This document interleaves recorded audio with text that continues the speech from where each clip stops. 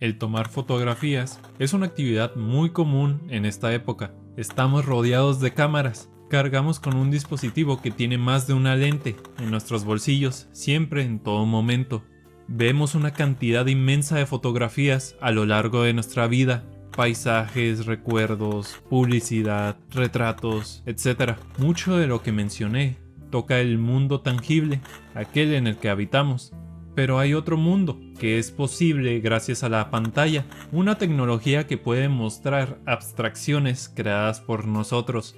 Figuras, texto, dibujos, polígonos, iconos y los mismos elementos que capturamos de nuestra realidad gracias a la manipulación de la luz, el mundo digital. Ambos mundos conviven cotidianamente en imágenes que vemos por redes sociales, con un amplio catálogo que sigue creciendo en lo que hablo. Una fotografía es el grabado de un instante utilizando la luz. La utilidad de este no se quedará meramente en capturar nuestro mundo, sino también nos gusta capturar los instantes de una pantalla. Es una funcionalidad que tiene casi cualquier dispositivo de cómputo de nuestra actualidad. Los videojuegos, al ser pequeños mundos, se benefician mucho de esto. ¿Cuántos recuerdos no has tomado de alguna de tus partidas? Hasta varios juegos ya tienen una modalidad de fotografía. Suena algo absurdo, ¿no? Tomar fotos a ideas creadas por otras personas, a personajes o lugares que nunca se materializarán. ¿Por qué nació una práctica tan absurda?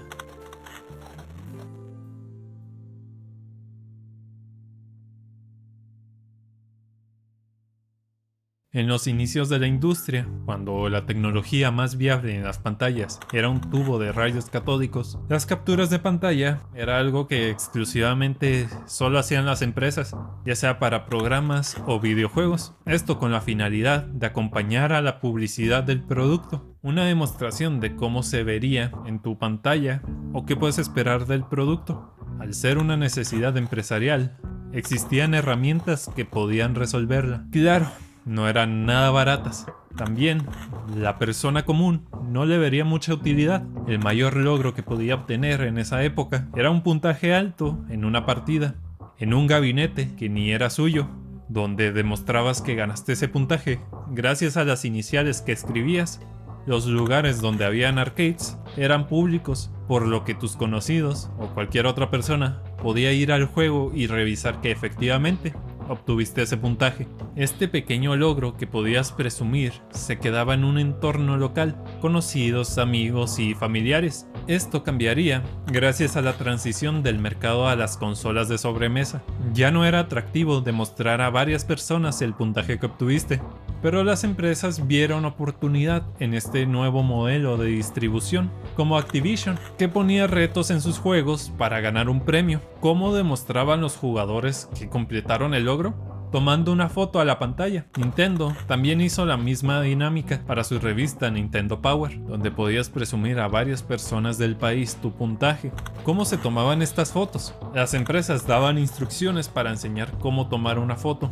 La cámara debía estar a una distancia de 1 metro, en una base sólida y alta, con ningún tipo de iluminación excepto el televisor.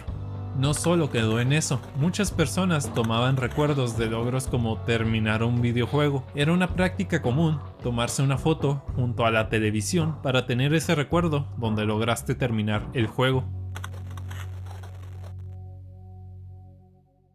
Mucho hablar sobre las capturas de pantalla, pero ¿cuál es la otra parte que hace posible este tipo de fotografías? El sistema que nos permite ver lo que está pasando en el videojuego. Las cámaras, que como tal no son un dispositivo literal, sino una abstracción del punto de vista que se le da a un videojuego. A diferencia de otras disciplinas, donde se utiliza lo que puede capturar la cámara como el mensaje, en el videojuego sirve como una herramienta para que el jugador pueda tomar agencia en el mundo virtual. Por eso las cámaras de estos pueden llegar a ser más aburridas que en otros medios. Su objetivo es llegar a ser lo más convenientes para el jugador, pero como todo, siempre hay excepciones. El cómo esté diseñado este sistema es un factor decisivo que puede llevar a un jugador a un control total o una profunda frustración.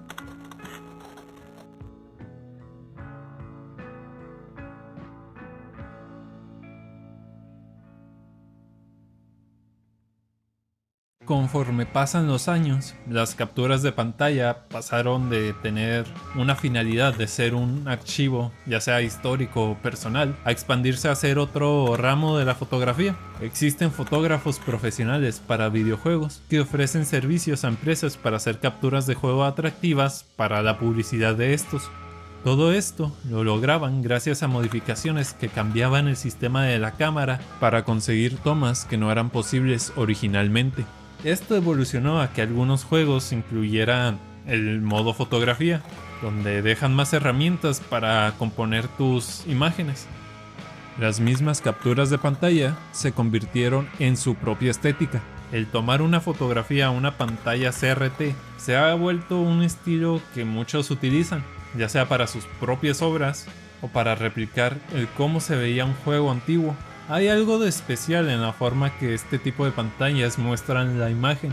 Al ser una tecnología analógica, existían otro tipo de imperfecciones y daba otras bondades, como el difuminado, que ayudaba mucho a los píxeles que dibujaba la consola. Además, esa iluminación producida por el fósforo reproduce una era que muchos añoran que volviera.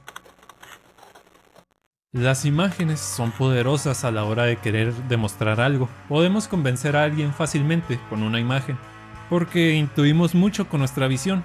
No puedes negar algo que estás viendo, ¿verdad? Esto también es un problema que poseemos, porque con ver una imagen lo suficientemente creíble que haya sido manipulada, podemos caer en varias mentiras. No por nada las leyendas urbanas que se relatan en internet sobre videojuegos deben tener como mínimo una imagen que inicia todo el mito. La fotografía captura la luz. Con esto captura un suceso que no volverá a pasar. Esculpe un recuerdo con la luz. La pantalla manipula esta, dibuja cosas de nuestra imaginación y las plasma en un recuadro. La luz es uno de los elementos más primordiales de la vida. El que podamos crear cosas con esta suena como magia. Lo curioso de esto es que las capturas de pantalla que tomamos son de lugares que nunca van a existir físicamente. Solo son la creación de alguien más que nosotros decidimos cuándo termina. Aún así, que no sea real no significa que lo que nos transmita tampoco lo sea. Lo que experimentamos es bastante real y una foto es más que suficiente para recordar lo que sentimos aquella vez.